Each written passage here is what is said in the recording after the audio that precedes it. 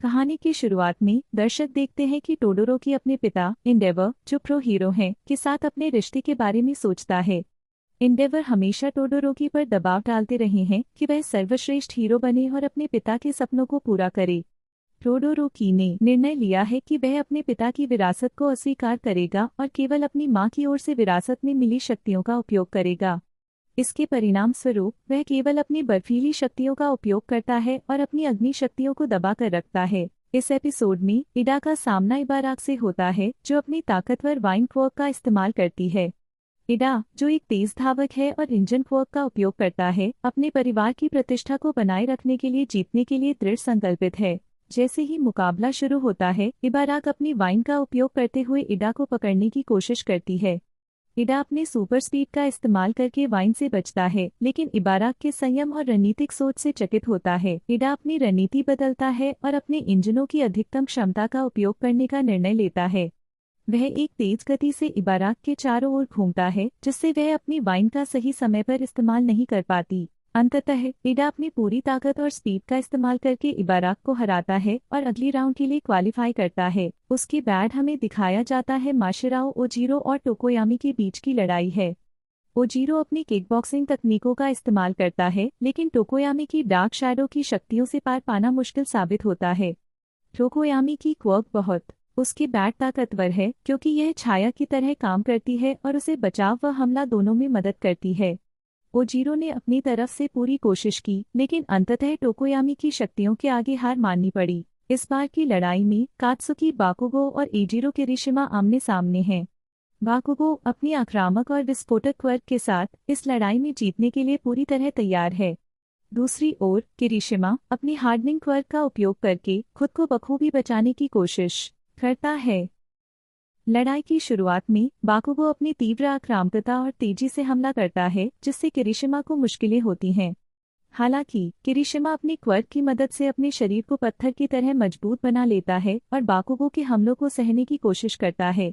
वह अपने मित्र और प्रतिद्वंदी के सामने खुद को साबित करना चाहता है, इसलिए वह बार बार खड़ा होता है और मुकाबला करता है। बाकुगो की क्षमता और रणनीति के कारण आखिरकार किरिशिमा को हार माननी पड़ती है। स्पोर्ट्स फेस्टिवल के दूसरे चरण में इडा टेन्या और टोडोरोकी शोतो का मुकाबला होता है।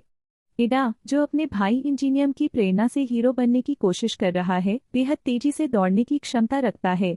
उनका लक्ष्य है कि वह टोडोरोकी की बर्फीली शक्तियों से बचकर टोडोरोकी को हराएं।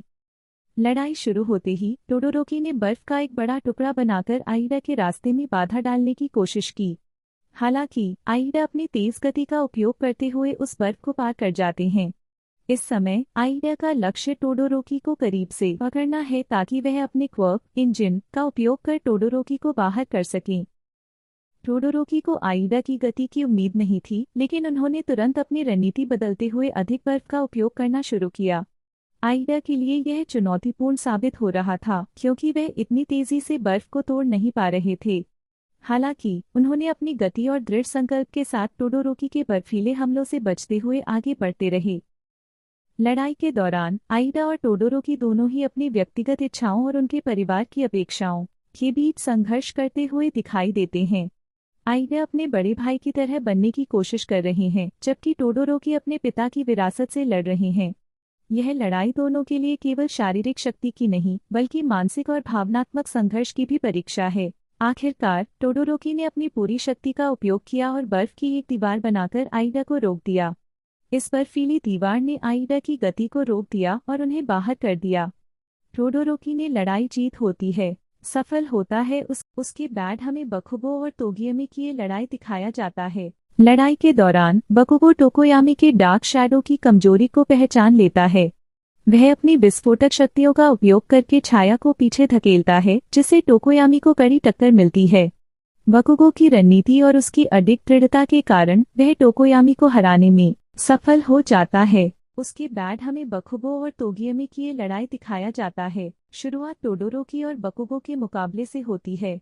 बकुगो एक अति आक्रामक और आत्मविश्वास से भरे छात्र हैं, जो अपनी शक्ति का खुलकर उपयोग करते हैं। उनकी क्वर्क एक्सप्लोजन उन्हें विस्फोट करने की क्षमता देती है। दूसरी ओर टोडोरोकी की quirk half cold half hot उन्हें आधे शरीर से बर्फ और आधे शरीर से आग का उपयोग करने की अनुमति देती है। इस मुकाबले में बकुगो टोडोरोकी से यह उम्मीद करते हैं कि वह अपनी पूरी ताकत का उपयोग करेंगे, जैसे उन्होंने मिडोरिया के खिलाफ किया था।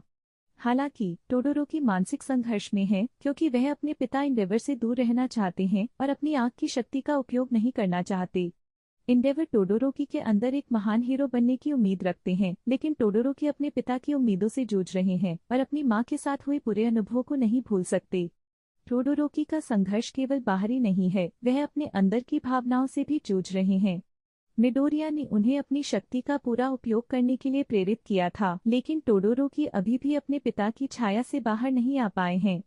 इस मुकाबले में वह अपनी आंख की शक्ति का उपयोग नहीं करते, जिससे बकुगो बहुत नाराज हो जाते हैं। बकुगो ने अपनी पूरी शक्ति से हमला किया और अंततः टोडोरोकी को हरा दिया। बकुगो इस जीत से खुश नहीं थे, क्योंकि वह चाहते थे कि टोडोरोकी अपनी पूरी ताकत के साथ लड़ें। बकुगो को लगता है कि उनकी जीत असल में जीत नहीं है, क्योंकि टोडोरोकी ने अपनी पूरी शक्ति का उपयोग नहीं किया। फाइनल मुकाबलों के बाद पुरस्कार वितरण समारोह होता है। इसमें यूएस स्पोर्ट्स फेस्टिवल के विजेता और उपविजेता छात्रों को सम्मानित किया जाता है। बकुगो को पहला स्थान मिलता है, लेकिन वे इस पुरस्कार को स्वीकार करने में झिझकते हैं, क्योंकि वे टोडोरोकी से उनकी पूरी शक्ति का सामना नहीं कर पाए। मिडोरिया और अन्य छात्रों को भी उनके प्रदर्शन के लिए सम्मानित किया जाता है।